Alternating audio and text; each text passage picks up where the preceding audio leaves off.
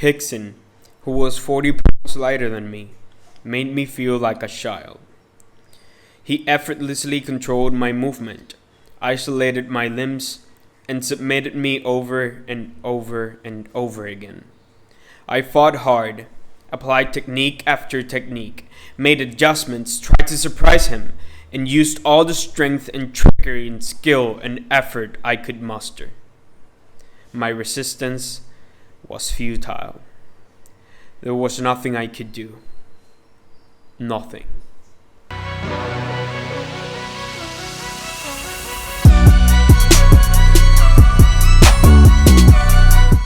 What's up everyone, welcome. In this video we're going to be reading and reviewing chapter 1 of Rickson Gracie's book Breathe, Alive and Flow. Rickson Gracie is the Brazilian Jiu Jitsu legend, which I think everyone in the Jiu Jitsu world can at least agree that Rickson Gracie is one of the greatest of all time in this sport. Rickson Gracie reigned as World Jiu Jitsu champion in both the middle heavyweight and open divisions for almost 2 decades, retiring with an undefeated record after hundreds of Jiu Jitsu, Vale-Tudo, and challenge matches. Since retiring, he has focused on unifying the Jiu Jitsu community and spreading his family martial arts through his Jiu Jitsu Global Federation.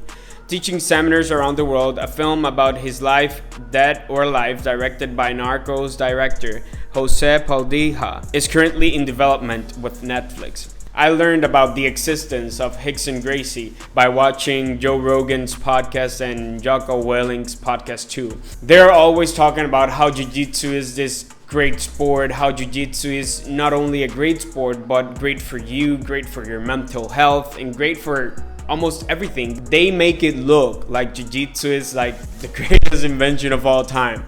So naturally, I was very curious to learn about it. I entered this Brazilian Jiu-Jitsu Academy, which I haven't gone in a while now, but I'm still trying to learn from it. So in this video, we're going to be reviewing chapter 1 of this book and see how it ends. So let's go. The book begins with the foreword by Jocko Willink himself. Jocko explains that he was introduced to Brazilian Jiu Jitsu in 1992 when he was a young SEAL, fresh out of basic underwater demolition SEAL training, or better known as BUDS. He encountered this, according to him, salty old Master Chief that stopped to talk to a team in which Jocko Willink was involved, and he basically challenged them to a fight, to a jiu-jitsu fight or jiu-jitsu grappling match or something. Of course, this old Master Chief was older than anyone in that group. Jocko explains that while the SEAL teams now have programmatic combatives in the training pipeline, back in the 1990s, they learned next to nothing. They were basically unprotected regarding martial arts training. So Jocko says and remembers that the first guy came and this old Master Chief basically made him tap in like 2 seconds. So Jocko saw that and he was like, who's this old man? Who is this old man grappling and making him tap in a second? Because what is always said is that anyone can throw a punch, and in many cases it's just luck if you land that punch or not. But once someone grabs you, that's another story. That's technique and that's art. So Jocko explains that after some grappling, I tried to grab his leg, and as soon as I did, he grabbed me up, twisted me around, isolated my arm, and straightened it out to the breaking point at which I tapped immediately. So he basically concluded, I also knew something else. I needed to learn this so-called jiu-jitsu. Nevertheless, he explains in the foreword that through all his time in jiu-jitsu and learning, he always came back to one name, or at least he kept hearing one name specifically. The champion of the Gracie family, the undefeated fighter, the pinnacle of technique, the undisputed master of all things jiu-jitsu, Rickson Gracie. It's weird because the name is written like Rickson Gracie, but apparently in Brazil or in Portuguese, I think it's the language, it's pronounced Rickson instead of Rickson Gracie.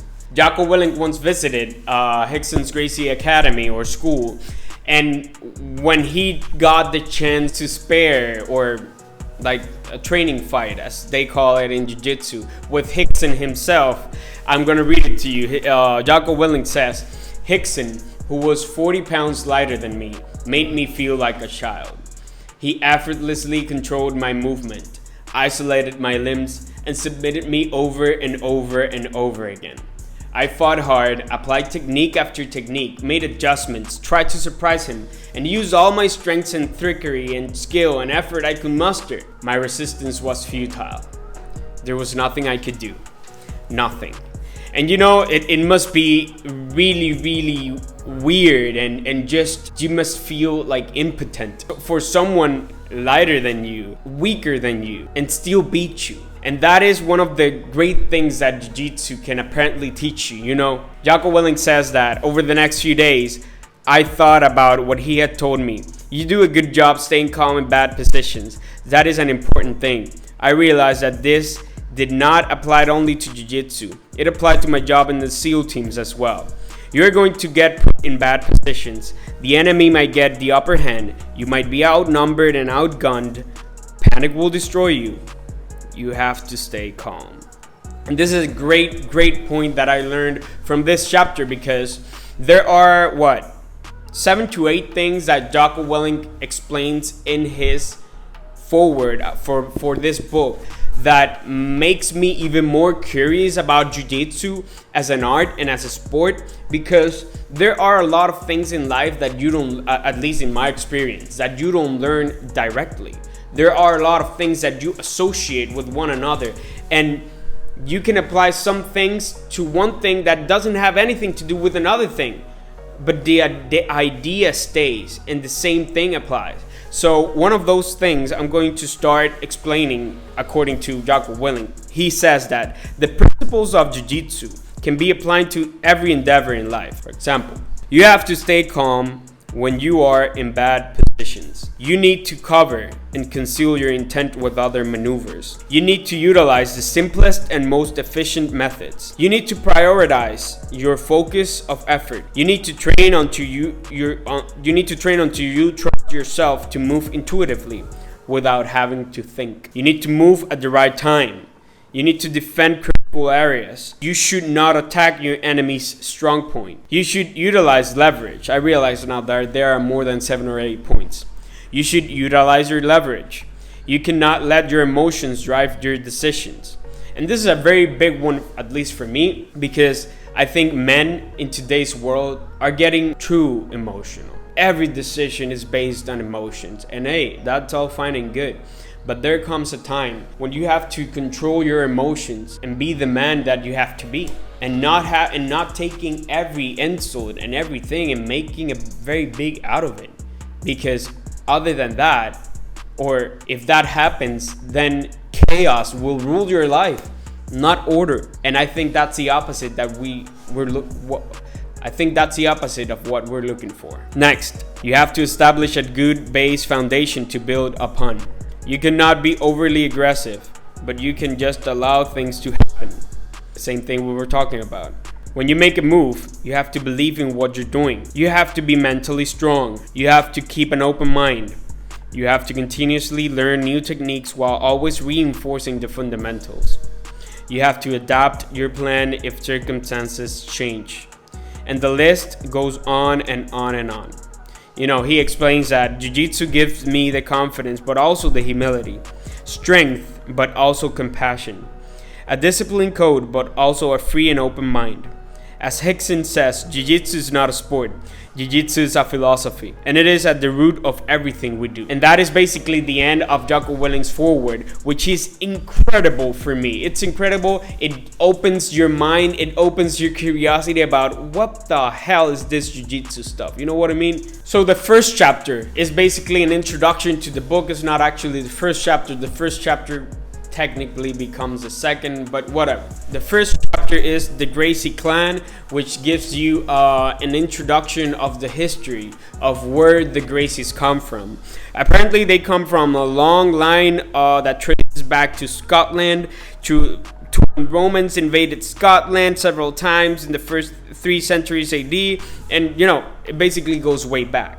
But history becomes more modern when the Gracies, according to the book, began to leave Scotland in the 1700s to seek fortunes in the Americas. Rickson explains that the Gracies began to leave Scotland in the 1700s to seek fortunes in the Americas. The first one that came to America per se was one Archibald Gracie, which came to New York City, made a small fortune, and started a shipping business with American founding father Alexander Hamilton. No small thing, you know what I mean? Now, the Gracie Mansion, which is a building that I think still exists today, I will put a picture on the video. I think today is used for the mayor's house or something like that. Yeah, the book says that since 1942, it has served as the home of the New York City's mayors. And I think that house, that mansion, was built by the Archibald Gracie, the one that came to New York for the first time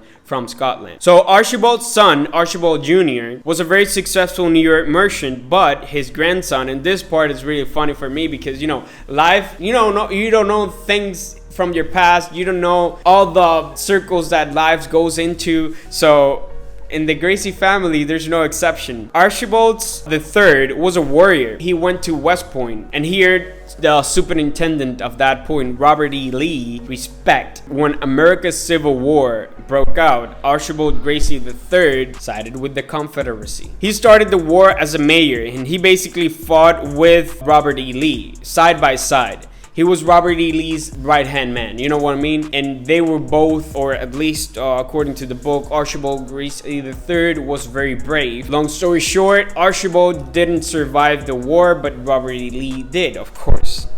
So that was one side of the family. Another side of the family skipped America and went straight to Brazil. According to the book, Rickson's great-great-grandfather, George Gracie, left Scotland and arrived at Rio de Janeiro in 1826. His son, Rickson Gracie's great-grandfather, Pedro, also became a prominent banker. Pedro's son, Gustavo Gracie, was educated in Germany, received a degree in chemistry, went back to Brazil, but things didn't go so well for him. So apparently he opened a circus where he brought fighters from all over the world for bouts with Brazilian challengers in Belém. Sorry if I'm pronouncing it incorrectly.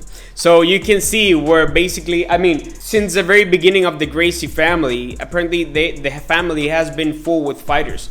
But at this point in modern history for the Gracies, you can see where the actual fighting as we know it began. Rickson's Gracie grandfather brought this American circus, and none other than Helio Maeda, a Japanese fighter, came to Brazil as part of the circus.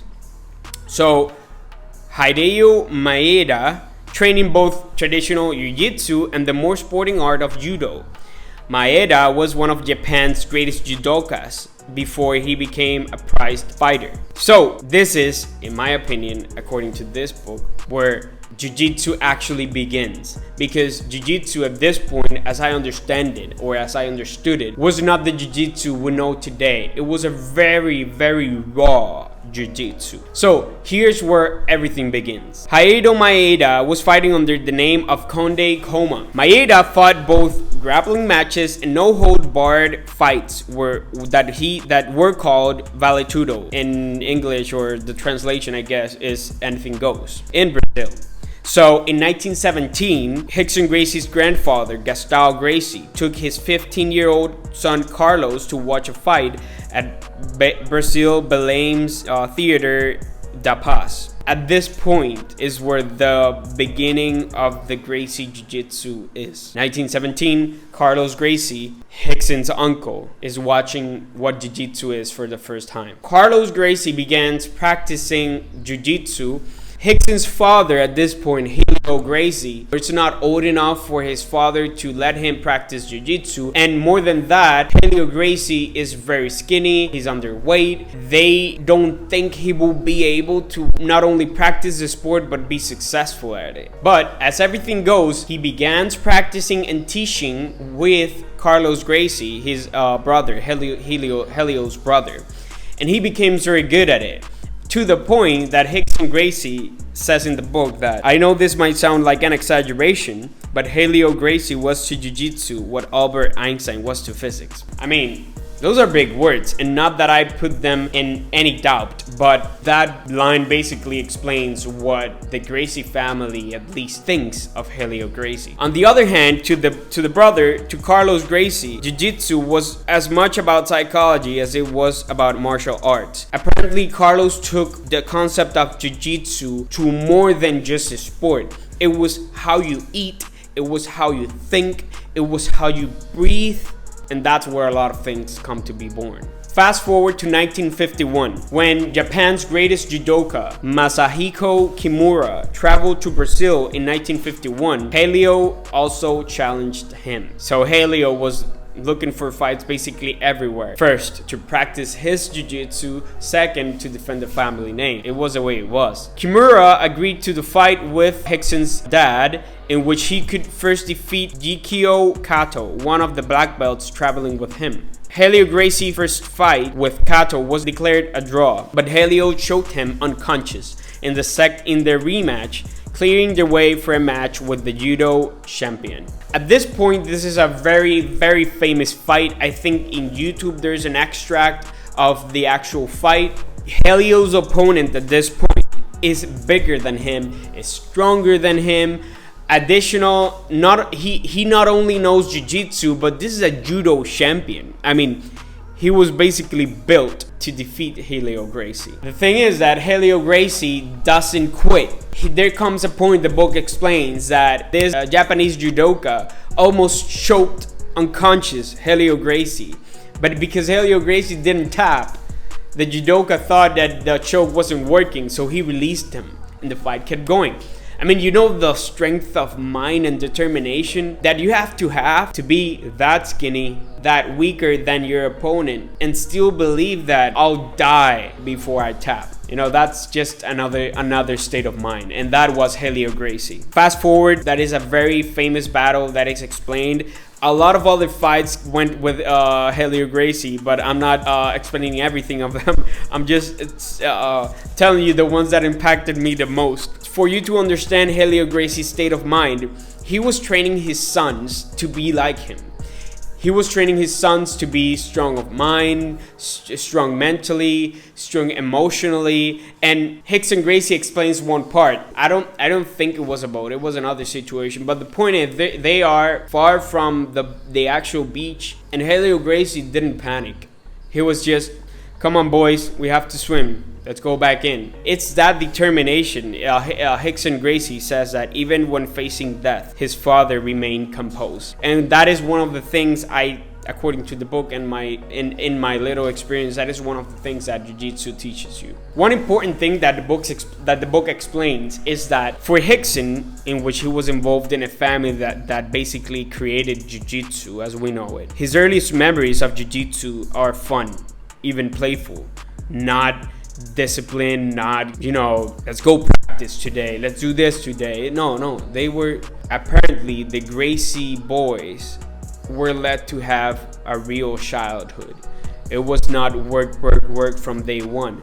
And one of the things that Rickson Gracie critiques is that he thinks that today some fathers are obligating their boys from a very young age to practice jiu-jitsu instead of to enjoy jiu-jitsu. He says that when you're a child, when you have a kid, just grapple with him, make it seem like play for him and not just, go hard at it. This chapter ends with jiu-jitsu is much more fluid than judo or karate and requires patience, not just aggression, and forces students to develop strategies to find comfort in uncomfortable situations. This is where jiu-jitsu differs from both wrestling and judo. I have no opinion over this because I haven't practiced karate nor judo. Personally, I'm just a white belt in jiu-jitsu. But I guess there has to be a real marked difference because otherwise, this is me. I don't know much about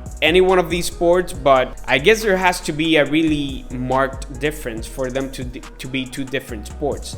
I really don't know. Please, if any one of you know, please explain to me in the comments or let me know what you think. Basically, the last thing that I have underlined is that Helio Gracie was explaining to Rickson something about technique, and he says, You have to be like the Indian, Helio will say. You have to have courage to allow him to think that he is in range to get you. Then get him to commit and intercept him with the pisao, the same way the Indian uses his spear. I ended this chapter just thinking, like Jocko Willink said in the foreword, what is this jiu-jitsu thing that requires so much technique? Basically, as I understand it, if you're a black belt and you're sparring with doesn't have to be a white belt, anyone, basically anyone, you can foresee 1, 2, 3, 5, 10 moves ahead of, before your opponent actually do them. Even if you or I don't have any intention at all to practice or to learn jiu-jitsu, at least learning the philosophy behind the art, behind the sport, I think it's very, very advantageous for us to know. My name is Orlando Mortel, and this is Mortel Dynamics.